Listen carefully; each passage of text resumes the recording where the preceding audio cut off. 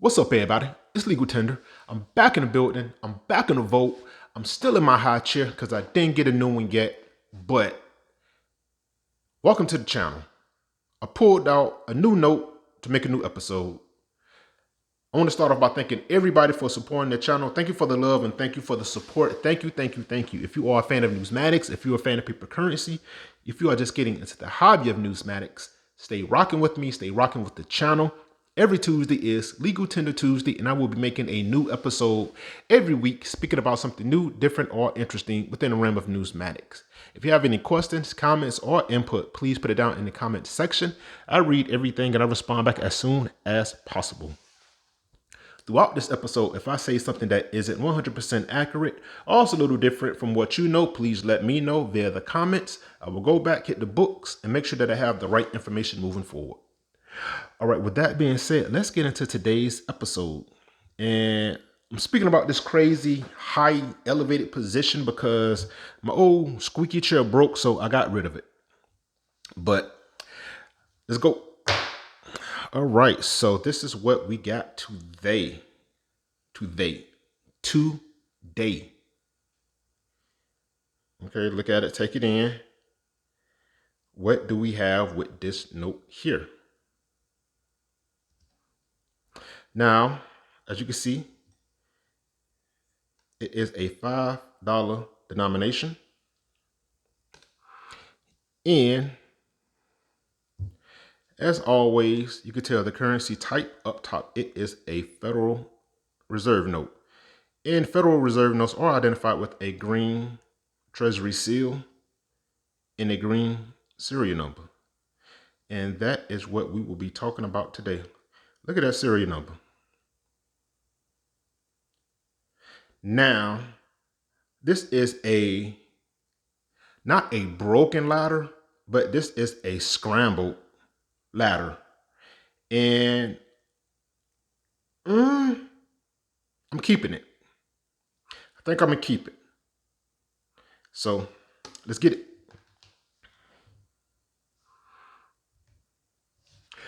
All right, so speaking about serial numbers, what is a serial number? A serial number is a unique combination of 11 numbers and letters that appear twice on the front of a note. As we see here, once there, once there. Now, each note has a unique serial number. The first letter of the serial number corresponds with the series year. And that will make sense right now.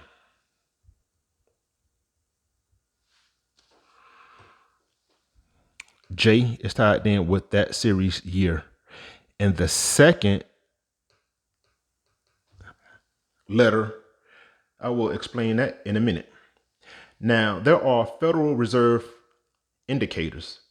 Now, for denominations 5, 10, 20, 50, and 100, the note has a letter and a number designation that corresponds to one of the 12 Federal Reserve banks. The letter of each indicator matches the second letter of the serial number on the note. Now, let me see if I got right. Let's go back for a second. Okay, so the first letter is tied into the series year, and the second letter, you can see it better on this one right here. Not so much on this side, but that second letter from the serial block ties into this alphanumeric code, and this identifies the Federal Reserve Bank that this note was printed from. Moving on. Zoom in a little bit.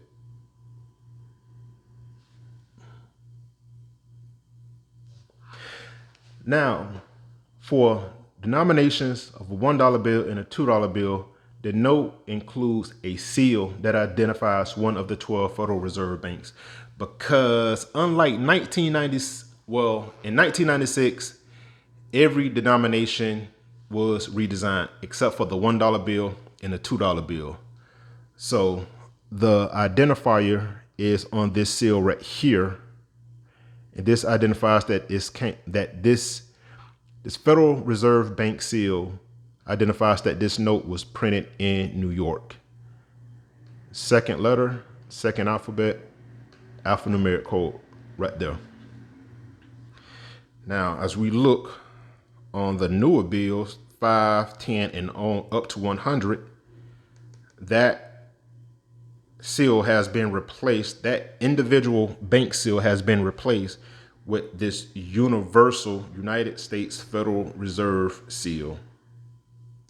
And this represents all Federal Reserve banks. Well, it represents the Federal Reserve system. And the 1 and the 2 is represented by the Federal Reserve Bank. Same right there. Now, speaking some more about serial numbers. All right, what is a ladder serial number? A ladder serial number. A ladder serial number contains consecutive digits. Now, an example of that would be the older notes as well. Didn't have that identifier as of yet, because just looking at it, you could tell that this is an older, small head, small face note. And we see right there, series year of 1950. Serial numbers in a ladder. Now, a ladder serial number contains consecutive digits. Now, an example of that would be like we have right here, 1, 2, 3, 4, 5, 6, 7, 8, because there are 8 numerical digits that make up the serial number. But when you factor in the letters at the beginning and ending of the serial number, it would transition to 10 to 11 alphanumeric serial number combinations that make up the serial number. Now, there are different serial number combinations that are known in the numismatic community.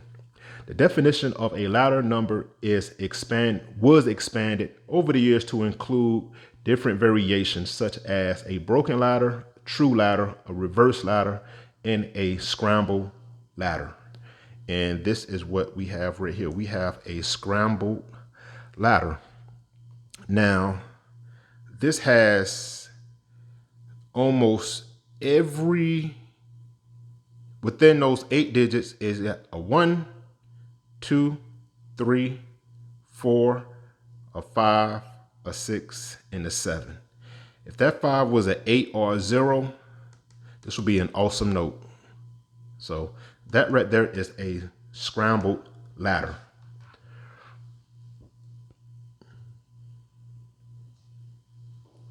Now, a true ladder goes 1, 2, 3, 4, 5, 6, 7, 8.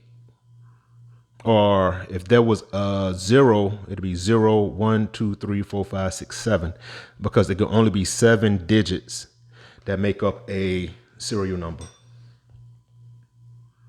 And the same can be said for a reverse ladder.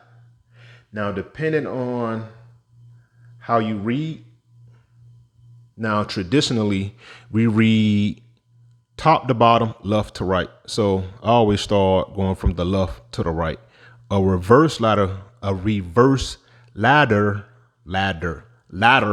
from the South, bear with me. A reverse ladder would be 8, 7, 6, 5, 4, 3, 2, 1. That right there would be your reverse ladder. Now, as I explained with my note, scrambled ladder, 1, 2, 3, 4, 5, 6, 7, 8. It would be a serial number that composes as close as possible all sequential numerals, but in a random pattern. So Scrambled serial numbers contain 8 unique digits. The digits are not sequential. So there you go.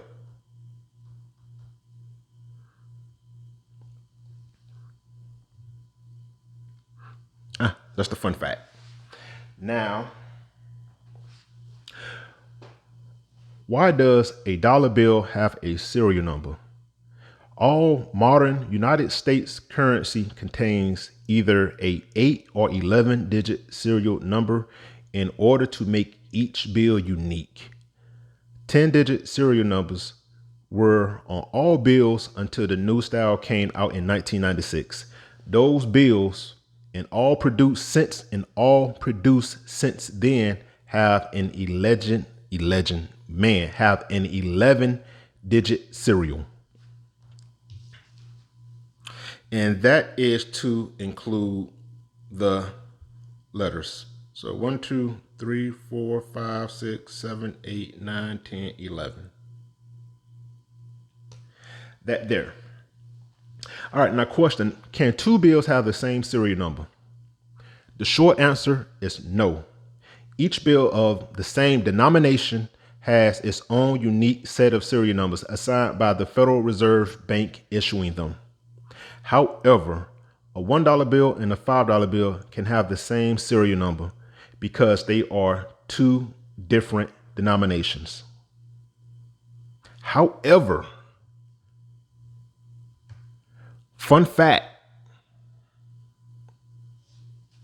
the Bureau of Engraving and Printing accidentally duplicated serial numbers for a run of 2013 B series $1 star notes, resulting in matched pairs of notes with the same serial number.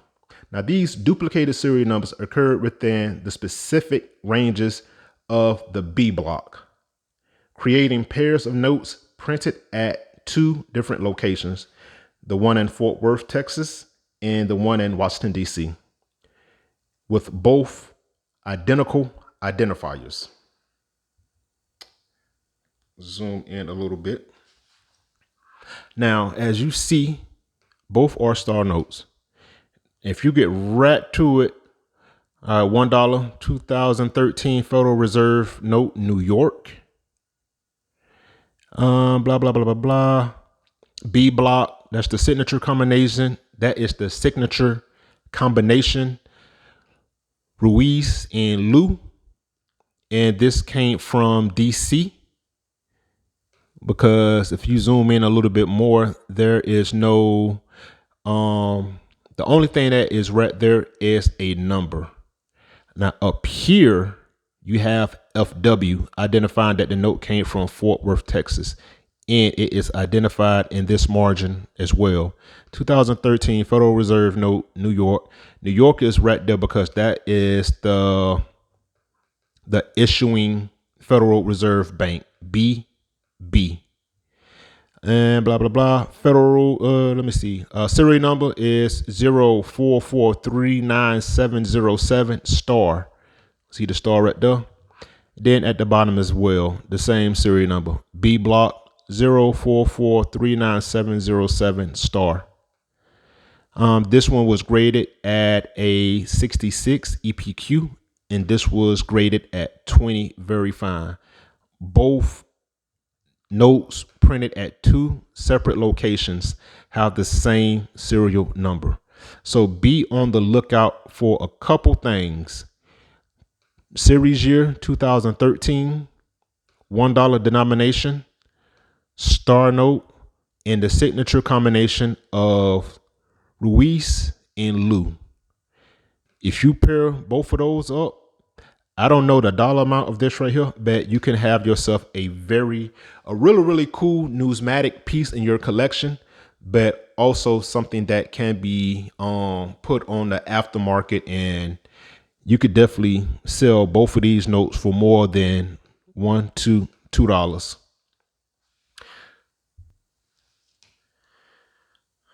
All right, that is what we have for today. My Scrambled Ladder note. And I found this in a while too. So I'm really keeping it. All right. That's all we got for this one. Until next time, keep it legal, keep it tender. That sounded weird. Keep it legal, keep it tender. Talk to you soon.